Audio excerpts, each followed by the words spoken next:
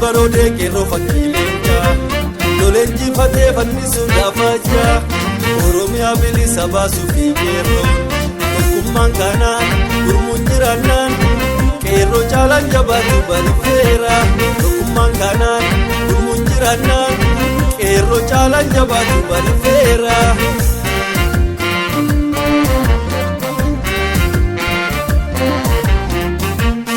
Ya lammi tabarike taate unjin bilisummaa kee baate waan gootu dhabde jarrinaate Ya lammi tabarike taate unjin bilisummaa kee baate waan gootu dhabde jarrinaate Ya lammi tabarike taate unjin bilisummaa kee baate waan gootu dhabde jarrinaate Ya lammi tabarike taate unjin bilisummaa kee baate waan gootu dhabde jarrinaate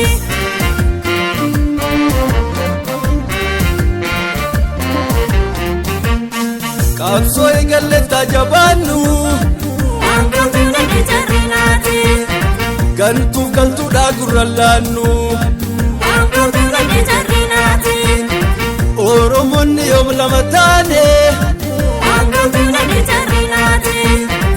Oromoo maqaaf Oromoo haqaa waan gootu dhabde jarrinaate maaliif nutti taate wayyaane waan gootu dhabde jarrinaate Dhiiga qulqulluu furaa waalaqaa waan gootu dhabde jarrinaate Gaaffii mirgaaf deebii rasaasaa waan gootu dhabde jarrinaate lammiitu lammiisaa basaasaa waan gootu dhabde jarrinaate arditu fottoqa maleessaa waan gootu dhabde jarrinaate nan chochoofturraa kakaleessaa waan gootu dhabde jarrinaate Gaafa dhiigni ilmaa gololaate waan gootu dhabde jarrinaate fincilli saba kololaa waan gootu dhabde jarrinaate fincilli saba koo jabaate fincilli saba koo jabaate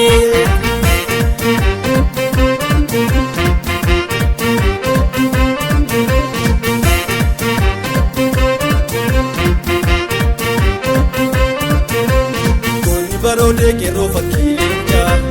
Dolenji fate fannisu dafaja Oromia bilisa basu fikero Kumman kanan gurmun jiranan Kero jalan jabatu barifera Kumman kanan gurmun jiranan Kero jalan jabatu barifera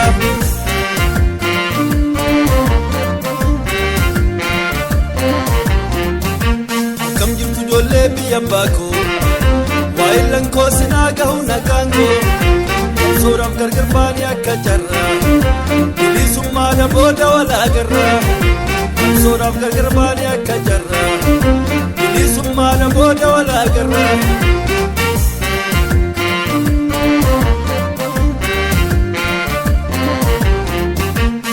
Yaa saba koo siifan gala kooleeko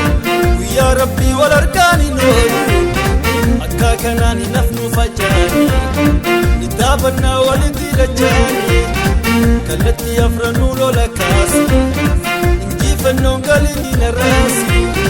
Kallattii afranuu lola kaasi